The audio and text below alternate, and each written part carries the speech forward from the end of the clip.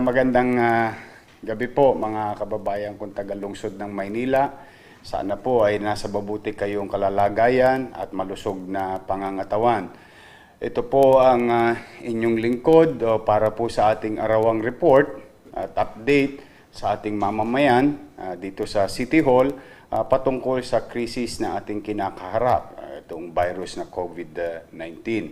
At sa ganito man lamang mga kababayan, ay lagi kayo mabigyan ng mga tamang impormasyon ng mga naganap, nagaganap, at magaganap sa lungsod ng Maynila. At sana po ay nasa kayo po ay nasa kani-kaniya ng bahay. At if I'm not asking too much, please share this live streaming to your loved ones, friends and family, no? At sa mga lahat ng kakilala ninyo para na sa ganoon ay lagi sila mabigyan at mag-guide ng mga tamang impormasyon na nangyayari sa ating lungsod ng Maynila. Then mga kababayan, let me start updating you about patients or individuals who acquired or nahawa ng COVID-19 at mga posibleng nahawa ng COVID-19. Today, mga kababayan, meron po tayong 11 na bagong confirmed cases sa lungsod ng Maynila na positive po sa COVID-19. At 379 na po ang total ng ating COVID-19 virus carrier na taga-lungsod ng Maynila. At sa listahan naman ng PUIs, dalawa na po ang basis, dala ng mga bagong guidelines na ibinibigay sa atin ng Department of Health. Meron no tayong bagong 99 na probable PUIs awaiting results. Kaya ang total po natin ay 395 na probable. At sa atin naman mga suspected PUIs, no? Meron po tayong bagong 45. At ang total po natin ay 87. So nasa screen po ninyo mga kababayan yung mga kung saang area para magkaroon man lamang kayo ng CP o kopya nitoong mga areas kung saan may presence ng COVID-19 virus positive and PUIs o para naman na kayo makapag-ingat din at malaman ninyo na sa inyong komunidad ay merong positibo. Itong impormasyon na ito ay para magkaroon ng gabay ang bawat isa sa atin para sa maigting na pag-iingat, mga kababayan. And 36 na po ang gumaling sa lungsod ng Maynila. Sa Santa Ana Hospital po ay 18 na ang gumaling. At sa private hospital po ay 17 at isa naman sa San Lazaro, mga kababayan. At ang update natin sa bagong tatag tulad ng MIDCC sa Santa Ana, yung Manila Infectious Disease Control Center, meron po tayong bagong tatag na kung saan binabahay na po natin sa isang pasilidad. Yung ating Delpan Evacuation Center ay kinonvert natin as Delpan Quarantine Facility. Ano po ang ibig sabihin nun? Yung pong mga PUIs, no, ay ibinabahay natin doon, inilalayo natin sila na posibleng makahawa kung sila'y positibo. O posibleng lumala ang sitwasyon nila kapag nasa mga bahay-bahay sila. So ang ginawa po ng inyong pamahalang lungsod, nagtatag ng bagong pasilidad kung saan binabahay natin sa Delpan Quarantine Facilities na inaprubahan din po ng Department of Health. Ang namumuno po dyan ay ang ating Manila Health Department led by Dr. Poxa Pangan and Dr. Pardilla. Si Dr. Padilla is the Director of Santa Ana Hospital. Si Dr. Pardilla ay yung pong aming assistant na tumutulong sa amin sa Manila Health Department ni Dr. Pox Pangan na aming Director. So, meron na po tayong 45. Mapupuno na po yung ating quarantine area. But ano po, bakit sila nandoon? Ay sila po ay naghihintay na lamang ng resulta na ginawang test swab. Yung pong test na ginagawa natin ay swabbing, no? At ito ay isinusumiti sa mga makina ng mga professional what do you call that, medical facilities, no? Kaya mag-aantabay lang sila ngayon. Kung sakali yung PUI nagpositibo, dadalhin naman po natin sila doon sa itinatag ni Pangulong Duterte na facilities sa Ninoy Aquino Stadium. No? Meron ho tayong 112 bed capacity. No? It's a hospital setting na ang mga doktor naman ay doktor ng Armed Forces of the Philippines. At meron na po tayo dong 4 na napadala at dyan na po naman natin dadalhin din yung iba nating mga posible nagpositibo sa COVID-19. Ngunit, kung halimbawa naman ay severe yung case ng isang COVID-19 virus carrier, ay siya po ay dadali naman sa Santa Ana Hospital. Ayan po mga kabayan. Para lang po magka-idea kayo on what's going on and what's going to happen. So far, kaya pa ng ating mga pasilidad, pero again and again, lumalaki po ang numero natin. At the end of the day, ang bottom line, nakasalalay sa inyo po ang pagdami ng COVID-19 virus sa ating pamayanan. Kaya po, muli at muli, ako'y nakikiusap, stay home, stay healthy, and stay safe. Yan po ang laging panawagan ng ating national government at local government. Okay? Ngayon naman, mga kababayan, i-update ko kayo sa massive testing na ginagawa ng lungsod ng Maynila. Today, total na test swab, no, is 1,530 na po. Ayan. Ganyan na po karami ang natetest natin, swab test sa Maynila. At lahat ng yan ay nag-aantabay lamang ng resulta. At ito naman, ang maganda, mga kababayan, tinutulungan tayo ng national government through DOH sa mga partners nating ospital, no, sa ating bansa. At same thing with mga private hospital. Yan po mga kababayan na ngayon. Patungkol naman sa ating distribution ng food box, no? I-update po namin kayo. Today po, nakapag-deliver tayo ng 8,314 na food box sa ating mga pamilya sa lungsod ng Maynila.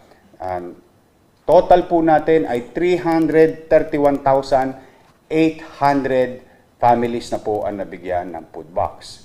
Yan po. Pangalawa, ito po yung mga patungkol sa ayuda, no? As of today, ay halos lahat po ng barangay, lahat po ng barangay ay nabigyan na ng CACAF, no? Or City Amelioration Crisis Assistance Fund. Ito po yung 1,000 pesos, no, na pandagdag man lamang upang maibsan yung dinaranas ng ating mga kababayan na kahirapan sa mga panahong ito. Maraming pong uri ng kahirapan tayong pinagdadaanan. Psychological, emotional, at economical. No?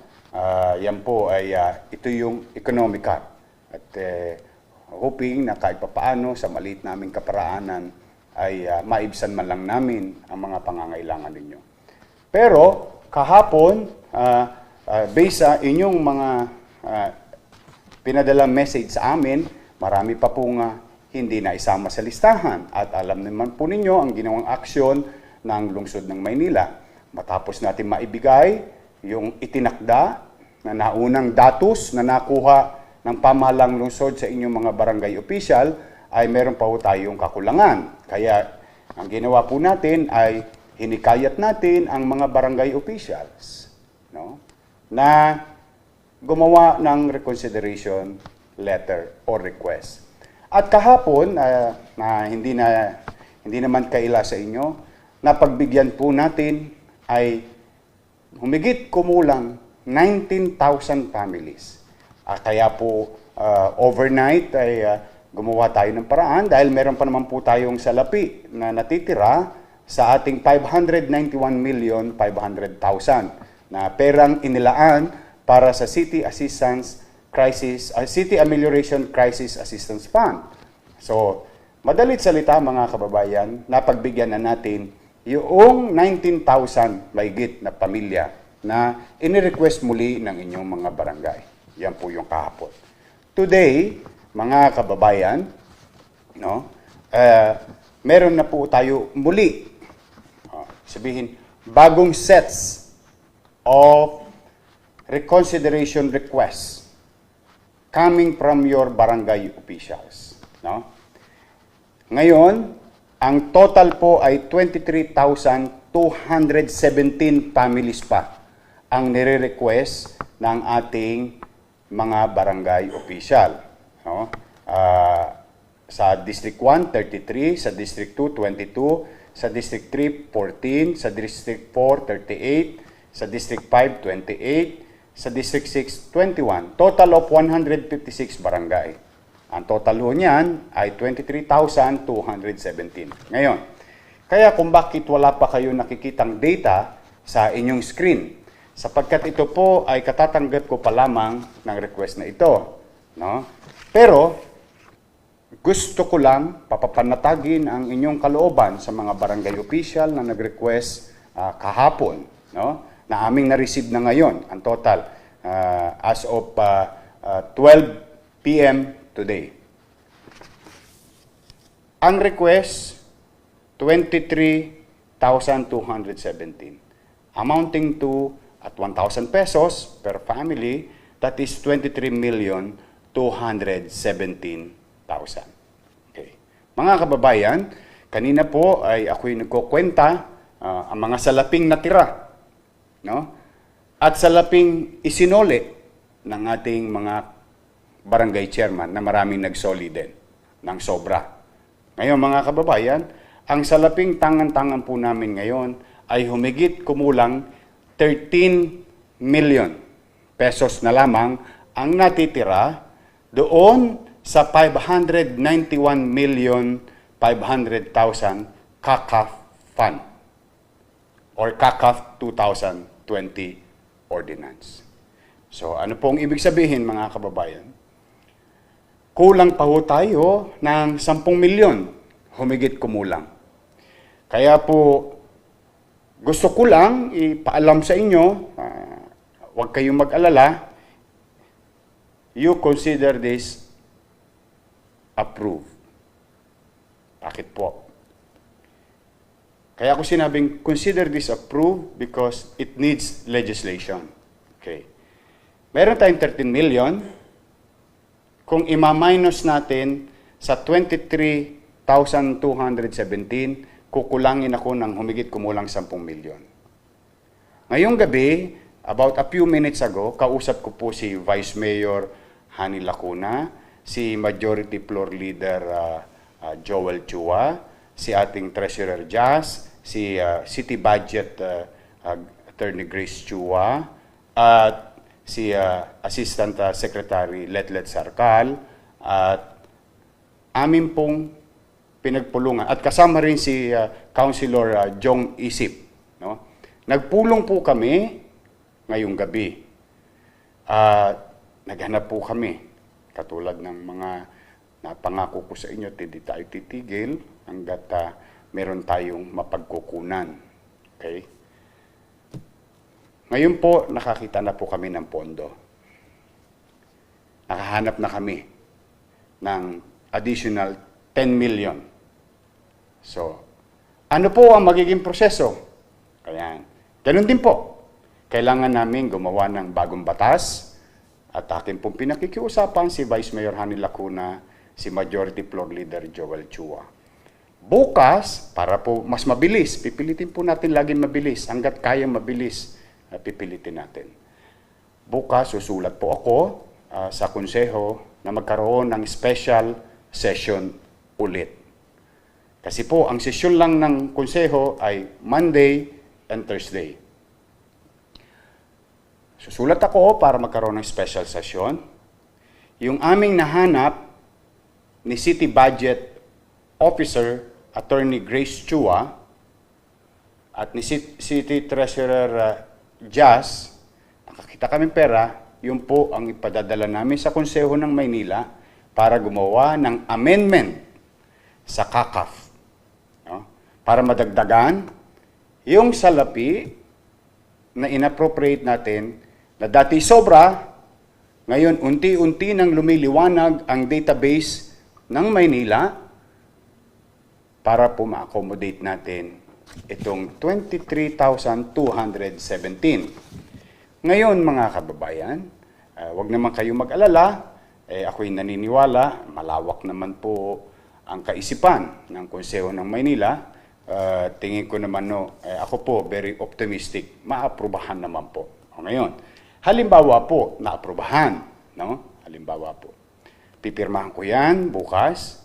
Yan po ipalalabas sa dyaryo sapagkat kailangan po as a matter of requirements.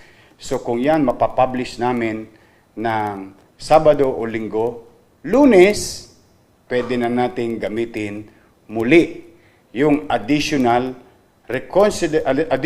funds to address reconsideration request ng mga barangay ng kanilang mamamayan na nasasakupan na ating nasasakop sa lungsod ng Maynila. At para maging mas masinop at mas maging episyente, nagpahanap pa ako ng sobra ng konti para kasi po itong 23,217 ay kanina lamang po itong alas 12. At baka mayroon pang mga request na darating. So, in-update ko lang po kayo, no? So, yung 13 million, nandyan na. Ibig sabihin, out of 23,217, mabibigyan natin bukas na bukas yung 13,000 kasi meron pa akong tangan na 13 million. Hindi ko na ipagpapalunis pa dahil nandyan naman. Yung nakulang, may proseso. At akin namang ikinalulugod na with our team sa city government, si Vice Mayor, Councilor, Department Head, may habit din po silang hindi natutulog. Talaga po pipilitin namin pagpuyatan at maayos sa lalong madaling panahon. Kaya antabay lang antabay lang. Pero ano ang good news? To cut the long story short and the processes na ipinaliliwanag ko sa inyo, consider this approved. So tomorrow, out of 23,000, 13,000 will receive the CACAF. Ayan po mga kababayan, makisuyo lamang sa mga nanonood, ako po nakikisuyo para po hindi tayo pabalik-balik ang tanong, no? Ako po'y pinipilit kong ipaliwanag steps by step. Panoorin nyo po ng buo ito para po doon sa mga pag kayo po ay nagko-comment at may mga tanong kayo, minsan nandoon po siya sa ating inilagay. So yan po mga kababayan, okay? Pangalawa na good news. Dumating na po ang tulong ni Pangulong Duterte ulit sa lungsod ng Maynila. No? Dumating na po ang 292 million. Ayan mga kababayan.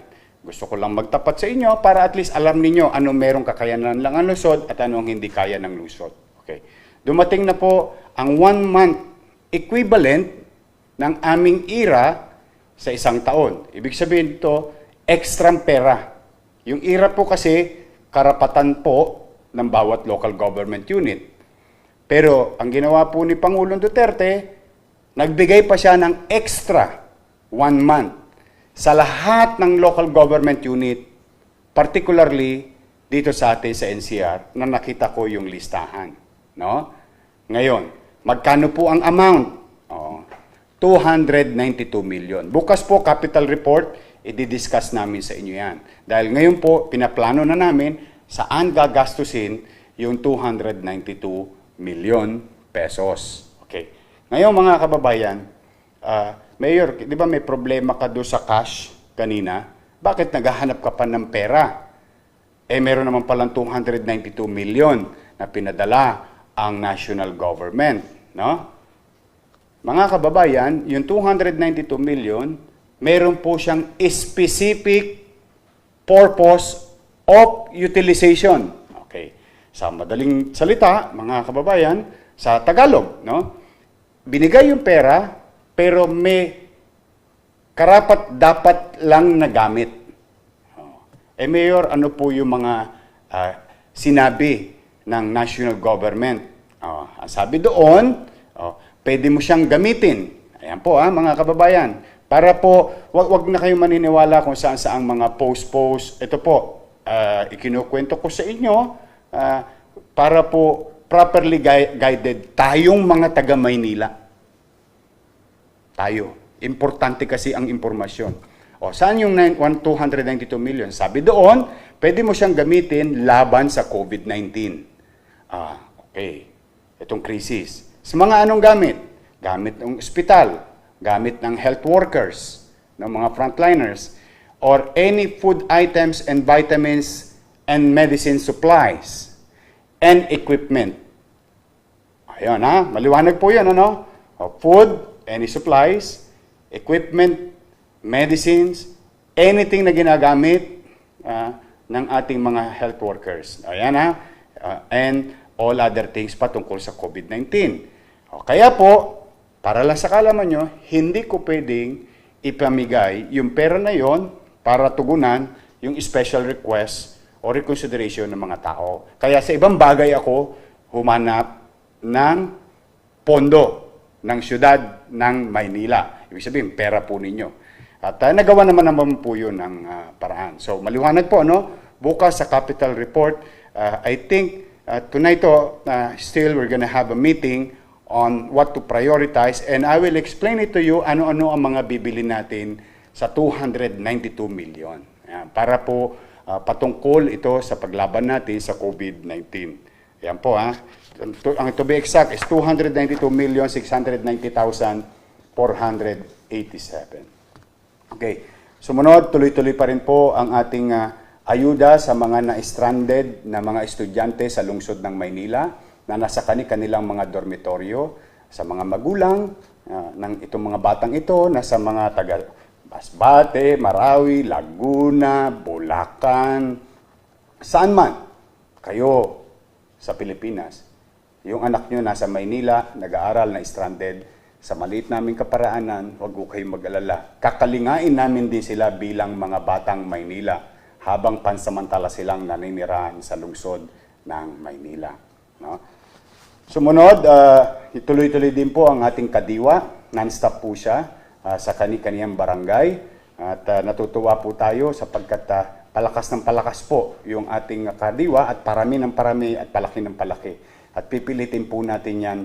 Yung kadiwang na itatagnan natin a few months ago, mas palalakasin natin ang palalakasin ngayong mga araw na ito. Mga kababayan, nang sa ganoon, mabawasan ang mga tao na kailangan pang pumunta sa palengke. Dahil yun po nagiging isang challenge natin ngayon. Palengke lang at grocery ang bukas. No? So ang tao pupunta lahat sa palengke, nakakalimutan na mag-social distancing. No? But with this is one way also to unclog yung ating mga palengke. At today, nais kong ibalita sa inyo, 18 barangay na naman ang nagsoli ng sobra nilang natanggap sa KAKAP from the city government, amounting to 668. Ayan po, nasa sa inyong screen. At mamaya ipopost ulit namin sino tong mga barangay na ito, katulad ng ginawa na namin sa mga nagdaang araw. Maraming salamat mga barangay officials. No? Tapos nais kong pasalamatan si Senator Grace Poe nagpadala po siya ng 100 sacks of rice. Ayan po si Brian po, ang anak po ni Senator Grace po. Nagpadala po sila sa ating lungsod ng 100 sacks of rice. Maraming salamat, Senator Grace po. Ayan ang mga tumulong na sa atin, Senator Pacquiao, Pangilinan, Cayetano, Grace po. Ayan na po. Tama ba ko? Senator Pacquiao, Senator Bongo, Senator Pacquiao, Senator Cayetano, Senator Grace po. Ayan, yan ang mga tumulong sa at Senator Pangilinan. Ayan po mga nagpadala ng tulong sa lungsod ng Maynila. Okay. So maraming salamat din po kay Mr. Cesar Montano. Isa po siyang artista. Kung maalala ninyo, taga Santa Ana, Batang Maynila rin yan. At Robert Gasa of Digama Waste Management Services. Nagpadala po sila ng 500 sacks of rice. Thank you very much, Mr. Cesar Montano at Robert Gasa. Maraming salamat po sa inyo. At maraming salamat kay Stephen Wong. Nagpadala po siya ng 1,200 packs of 5 kilos na bigas. Ayan, mga kababayan. Okay. Bago ko magpatuloy sa mga pasasalamatan natin, nais ko lang ipabatid sa inyo. Mga lolo't lola ko, mga senior citizen, yung kagabing sinabi kong pinirmahan ko na 19 million plus para 13 million plus para do sa 9,120 na makakatanggap ng January, February, March na pensyon ninyo galing sa pamahalang lungsod ng Maynila ay sa aking pagkakaalam, as of the moment, habang nagkukwentuhan tayo, nakatanggap na kayo ng mga text messages na confirming na napadala na sa mga debit card ninyo. Ito pong senior citizen ID ninyo, na Paymaya, ay debit card po siya. Nandito na po yung 1,500 nyo.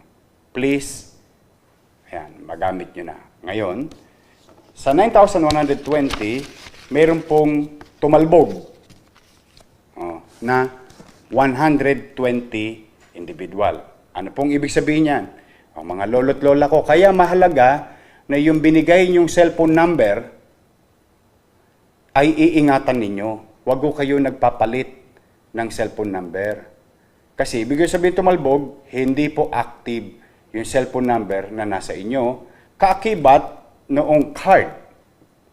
Kaya mga lolo't lola ko, mga senior citizen, please, yung cellphone number na nakaakibat doon sa card ninyo, na smart number, wag po ninyong papalitan. Kasi hindi po mapapasukan ng pera yung inyong mga debit card.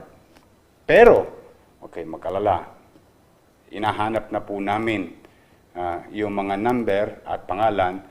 Gagawa pa rin kami ng paraan. Pipilitin namin kayong hanapin yung 120. Ngayon, Mayor, paano po yung kaming mga walang card na senior citizen? Opo, ulitin ko ulit Bakit kayo walang card? Habang tayo nagdi-distribute January, February, March ng card para sa lahat ng senior citizen, habang nangyayari yun, tumama po ang krisis na ito, COVID-19. Kaya na-halt o nahinto yung pag-distribute ng card. Pero humigit kumulang 80,000 na po sana ang mabibigyan ng card na nalinis na database. Mga lolo't lola ko, may awa ang Diyos. May awa ang Diyos. Hayaan ninyo. Ngayong gabi kami nagpaplano. Bukas ipapaalam namin sa inyo kung anong way, anong paraan ang aming maiisip para abutin namin kayo. May awa ang Diyos. Let me find ways paano namin kayo marireach sa mga panahon na ito. Na alam kong kailangan nyo ang mga small amount na ito. Maliit na pera pero alam ko may mapupuntahan nito lalo na sa katatayuan ninyo mga lolo't lola ko. Please, hang in there. Hang on. Please. We will, basta, May awa ang Diyos. May awa ang Diyos. Gagawa ko ng paraan. Hindi po ako titigil. Ha? So, doon sa mga masasayang lolo't lola, enjoy your pension from your city government. Utilize it, gamitin ninyo sa pamamarang kapakipakinabang sa krisis na kinakaharap natin ngayon. Mga kababayan, ulit, taus-puso ang pasasalamat ng mga taga-lungsod ng Maynila sa mga pangalang binanggit ko kanina na nagtumulong at sa mga tumulong at tumutulong pa sa atin. On behalf of the people of Manila, maraming salamat sa inyo. Metrobank Foundation and GT Foundation, 2,000 pair shoe cover, 2,000 pieces full face shield. Dongshi Town Mats Association Inc., Philippine Dongshi Chamber of Commerce, Philippine Dongshi Youth Committee, 120 sacks of rice. Mark Cloud, Spartan Tree Trading Corporation, 30 pieces face shield, 30 packs face mask. Bugsy B, 2,000 pieces Nutriband. Mr. and Mrs. William Ong, 2,500 raisin buns. Philippine Baking Society, 2,000 pieces raisin buns. Tinapayan Festival, 50 boxes of pandesal. AE Proteina, 200 trays of fresh eggs. ABS-CBN Kapamilya, ulit. 11 boxes shampoo, 11 boxes breading mix, 8 boxes ketchup, 48 boxes spaghetti sauce, 8 boxes caldereta sauce, 11 boxes soy sauce, 3 boxes vinegar. At Councilor Chris Bacani, Councilor of Port District, Sampaloc, Manila, 50 pieces mattress. Liberty Food Mart, 2,500 pieces raisin buns. Gerard and Ana Tomacruz, Metropolitan Trial Court Branches 10 and 21, 10,000 pesos. Maniti Family, 100,000 pesos. Chairman Rogelio Rivera Jr., Barangay 857, Zone 93, 120,000. Thank you, Chairman Rivera. So, sa inyo po mga kababayan, by this time, nakatanggap na kayo noong mask na pinamigay natin noong isang araw pa sa inyong mga barangay at para sa lahat ng lalabas at gagamitin ang kanilang quarantine pass ay kailangan naka-face mask kasi po may bago ng batas sa lungsod ng Maynila na pinirmahan na po natin na bawal na po ang lalabas ng hindi naka-face mask. Yan po mga kababayan, yan po ang ngayong araw na ito. Muli mga kababayan ko, mahirap ano? Talagang napakahirap. Hindi po madali. Nauunawaan ko po ang pagkainip, bugnot, iyamot, hirap na dinaranas ninyo ngayon. Alam ko po, napakahirap. But we have to do this. We have to pay the price for a better world tomorrow. And this is for our children. Para ito sa mga anak natin at sa alinlahi natin at sa susunod na henerasyon. Kaya po, hinihikayat ko kayo, patuloy kayong magsikap na sumunod at kusang disiplina na tupdin ang mga panawagan ng gobyerno. Hindi po kami titigil in our own little way na maibsan man lamang ng kaunti ang inyong dinaranas na sakripisyo. Nandito ang pamahalang lungsod ng Maynila. Kaagapay ninyo, mga kababayan. At kung hindi man kalabisan, hinihikayat ko kayo ngayong gabi, bago kayo matulog, na ipanalangin natin ang mga taong may sakit. Hagkan nawa sila ng kamay ng Panginoon Diyos na sila'y gumaling na agad. Ang mga taong nahihirapan, isama natin sa ating panalangin na sana bigyan sila at kalooban sila ng Diyos ng kagaangan sa buhay. Lalo na yung mga taga-Delpan ngayon na nasunog kahapon. May krisis na, nasunugan pa. Patong-patong. Pero ako po'y naniniwala at patuloy na naniniwala sa Diyos na ang lahat ng ito'y mga pagsubok na kung saan ibinibigay sa atin ngayon upang mapagtibay ang ating kaisipan, damdamin sa mga darating pang araw. At isa itong pamamaraan din, marahil, na ginawa ng Diyos para maipakita natin ang pagmamahal natin sa ating kapwa na baka nakalimutan na natin. Maraming dahilan. Wala tayong eksaktong alam na dahilan kung bakit nangyayari ito. But one thing is sure, isa ang siguradong eksakto, may kalaban tayo. Ang kalaban natin, COVID-19 virus. Kaya, kung di po kalabisan sa inyo, mga kababayan, patuloy tayong manalangin, sana nga matapos na itong lahat ng ito. Ipanalangin din natin ang ating mga frontliners na manatili silang ligtas. Na habang sila ay nagsasakripisyo at inalalagay nila sa alanganin ng kanilang buhay at kaligtasan, hindi nila alintana ang lahat ng iyon. Basta makapaglingkod sila sa kanilang sinumpang tungkulin base sa kanilang profesyon. Maraming salamat sa inyo mga frontliners, police, barangay, officials, and all other members of the government. And our health workers, definitely. Sa mga lumisan na, mga nawala na nating mga frontliners, doctors and nurses, ipapanalangin po namin kayo at pinagpapasalamat namin sa pamilya ninyo ang inyong kabutihang loob na inyong idinulot sa ating kapwa sa pagtulong na mailigtas sa kapahamakan ang mga pasyenteng na-expose. Kaya po mga kababayan ko, ilan pa ba ang kailangan mamatay? Ilan pa ba ang kailangan magkasakit? Ilan pa ba ang kailangan mahawa? Ilang numero pa ang gusto nating marinig bago tayo makinig na delikado ang ating kalalagayan, delikado ang ating pamayanan, delikado ang ating bansa, at higit sa lahat, nalalagay sa alanganin at delikado ang ating mga mahal sa buhay sa patuloy na paglabag ng iilan nating mga kababayan sa social distancing, quarantine. Pwede natin magawa ang mga magagawa natin sa oras na pinagkakaloob sa atin ng pamahalaan na makalabas. Pero kailangan may kusa tayong disiplina. Muli mga kababayan, sa finals tayo rin na magkikita. Dahil walang magmamalasakit sa ating mga batang Maynila, kundi tayo rin kapwa batang Maynila. At may awa ang Diyos, sana nga makaraos din tayo. So, magandang gabi po. Pagpalain nawa kayo ng poong may kapal. Maraming salamat po. Manila, God first. Thank you.